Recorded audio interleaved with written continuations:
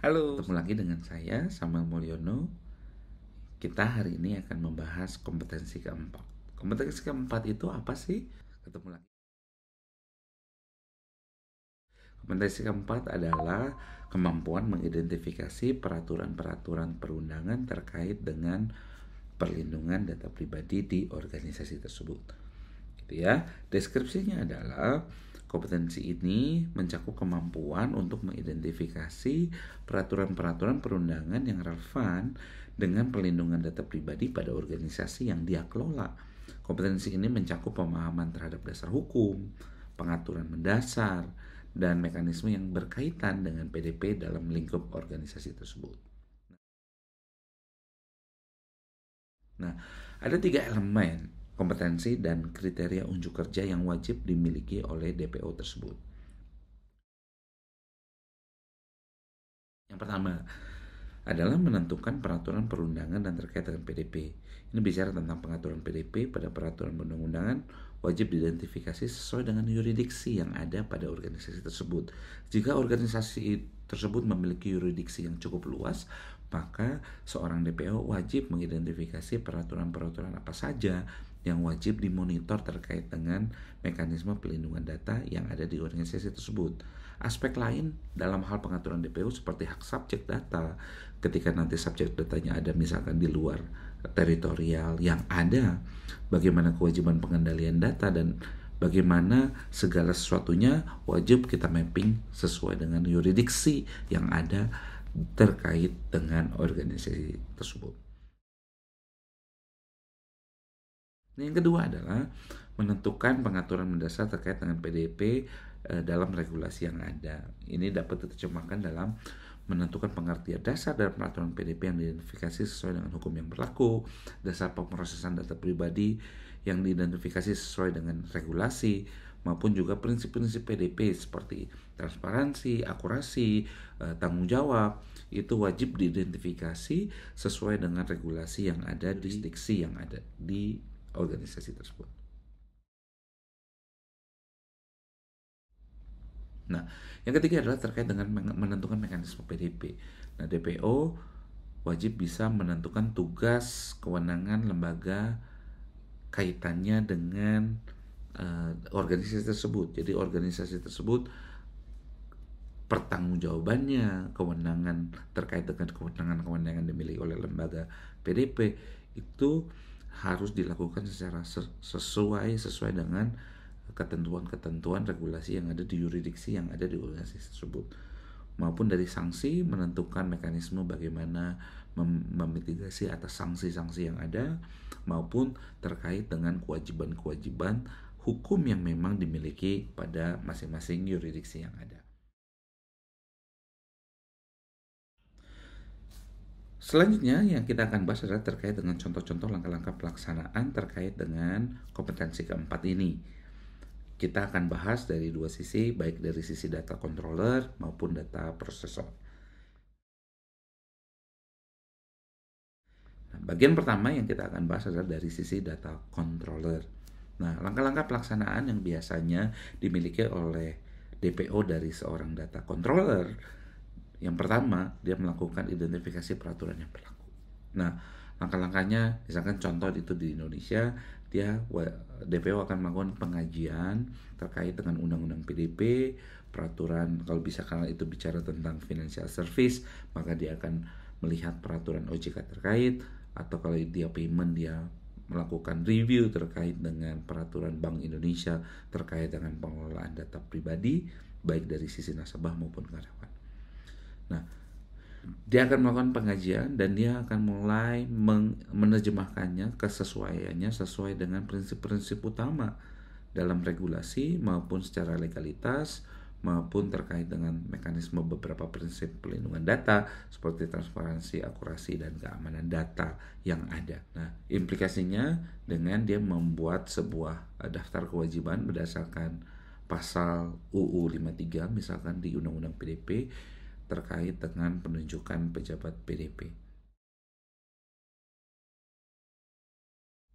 Nah, yang kedua adalah biasanya dia setelahnya melakukan analisa kewajiban data controller.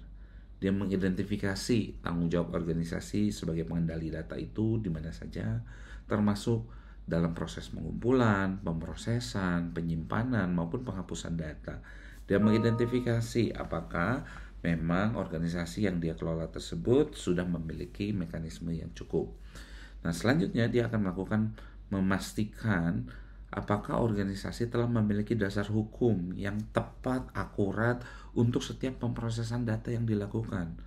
Apakah sudah memiliki persetujuan eksplisit atau misalkan ada kewajiban hukum yang dapat menjadi landasan terkait dengan pemrosesan data tersebut. Nah, meninjau ini biasa dilakukan dengan cara DPO akan melakukan peninjauan atas seluruh proses, misalkan terkait dengan penerimaan konsumen, penerimaan pembukaan rekening, misalkan pembuatan dalam proses terkait dengan penerimaan nasabah, apakah telah menyertakan mekanisme-mekanisme persetujuan yang memang wajib diberikan. Contoh misalkan di dalamnya ada mekanisme terkait dengan penjualan secara cross-selling dengan seluruh organisasi yang ada di dikelola oleh DPO tersebut. Nah, apakah dia memastikan apakah mekanisme-mekanisme tersebut sudah di-embedded atau dimasukkan sebagai satu bagian yang tidak dapat dipisahkan. Langkah ketiga adalah dia akan melakukan penyusunan kebijakan internal. Tentunya setelah melakukan identifikasi, analisa, dia menerjemahkannya dalam bentuk dokumen kebijakan sehingga mekanisme pemrosesan, retensi, penanganan insiden, transfer maupun mekanisme lainnya yang memang diatur dalam mekanisme pelindungan data pribadi itu sudah di-cover dengan mekanisme kebijakan internal yang memadai. Empat yang dilakukan adalah memastikan setelah kebijakan internal ada, dia melakukan komunikasi, mekanisme planning terkait dengan komunikasi dan pelatihan. DPO wajib melakukan sosialisasi kewajiban regulasi baik ke tim legal, teknis maupun operasional. Nah, tim DPO ini juga wajib memastikan pelatihan reguler dilakukan secara terus-menerus sehingga jika ada kaitannya dengan perubahan regulasi ataupun ada perubahan tanggung jawab terkait dengan pengelolaan data pribadi, itu selalu dipastikan terupdate. Nah, yang kelima, setelah dia sudah melakukan komunikasi dan pelatihan, dia akan melanjutkan dengan proses monitoring dan audit. DPO akan bekerja sama dengan pihak ketiga atau bahkan misalkan DPO karena dia berfungsi sebagai fungsi yang independen, dia juga bisa melakukan audit internal untuk memastikan kepatuhan terhadap regulasi PDP yang ada. Selanjutnya, kita akan bahas tentang contoh-contoh yang ada di data processor.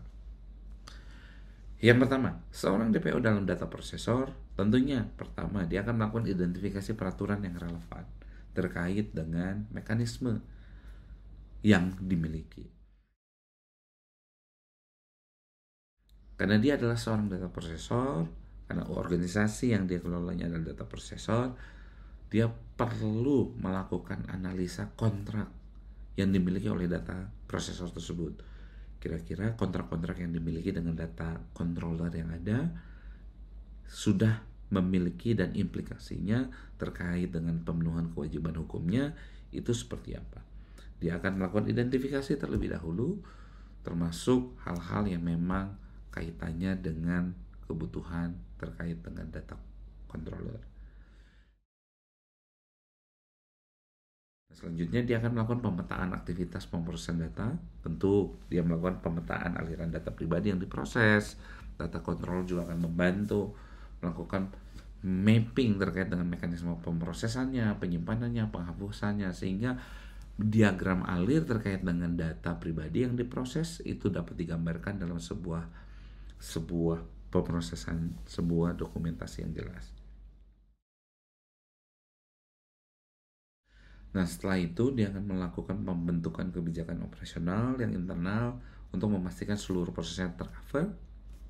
Tentunya juga bicara tentang transfer data, kalau apalagi ketika misalkan data controllernya itu ada di luar, dan tentunya juga yang terakhir, langkah yang kelima yang dilakukan adalah melakukan monitoring dan evaluasi terkait dengan pemrosesan data. Evaluasi terkait dengan kebijakan, prosedur, pemrosesan data yang ada, maupun terkait dengan audit sistem untuk memastikan keamanan teknis dan kepatuhan regulasi itu telah dipenuhi sesuai dengan kebijakan maupun yang sudah disepakati dengan data processor, data controller.